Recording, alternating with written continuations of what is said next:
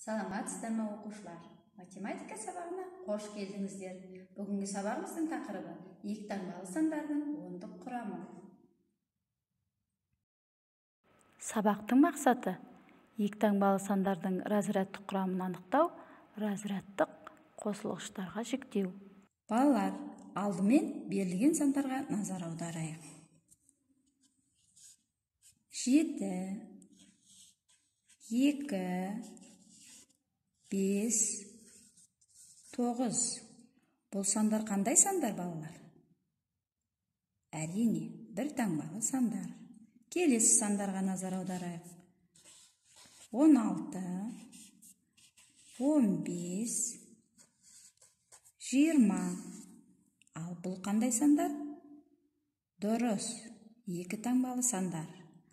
Осы екі таңбалы сандардың ондықтан және бірліктен құралатынын білеміз. Мысалға, 16 санында бір ондық, 6 бірлік бар. Ал 20 санында 2 ондық бар. Енді балалар, өздеріңіз 15 санының құрамын жазып көріңдерші.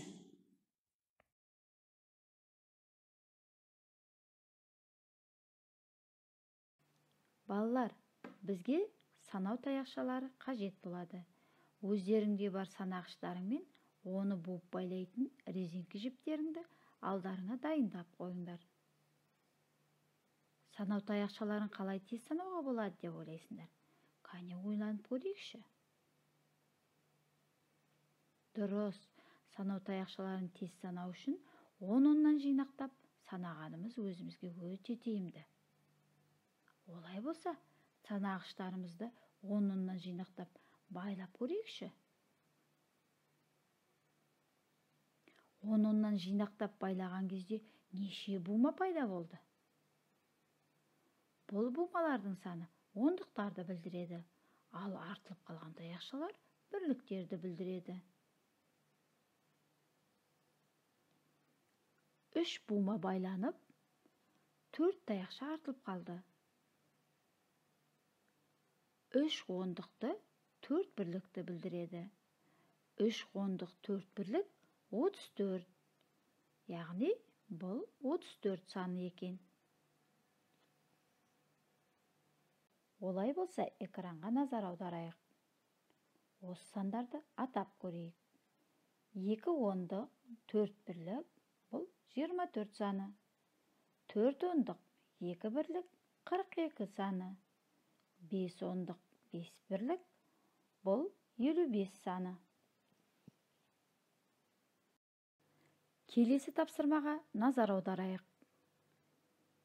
Берілген кестенің бірінші қатарында сандардың жазылуы көрсетілген. 57, 16, 28. Келесі қатарда санның моделі көрсетілген. Санның моделі санау таяқшаларынан және геометриялық фигуралар арқылы берілген. Ал үшінші қатарда осы сандарды разрядты қосылғыштардың қосындысы түрінде қалай жазу керек екені көрсетілген. Мысалы, 57 саны 5 ондық 7 бірлікті құрайды. Ал осы санның моделі 10-10-нан 5 бума және 7 таяқша арқылы бейнеленген.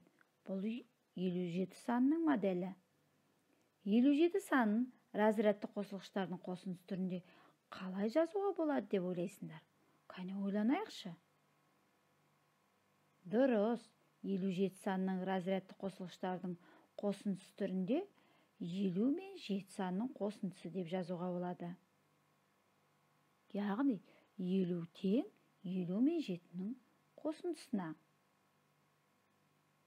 Ендеше балалар, осы кестедегі 16, 28 сандарының разрядты қосылғыштарының қосындысы түрінде өздерің жазып көрсетіңдер. Енді балалар, 35 пен 42 сандарының разрядты қосылғыштарын жазып, осы сандардың моделін құрастырыңдар. жарайсыңдар. Санның моделін құруды үйрендіңдер деп ойлаймын. Сонымен оқушылар, бүгінгі сабақта біз екі таңбалы сандардың ондық құрамы және сол санның моделін құрауды үйрендік. Келесі кездескенше сау, саламатта болыңыздар.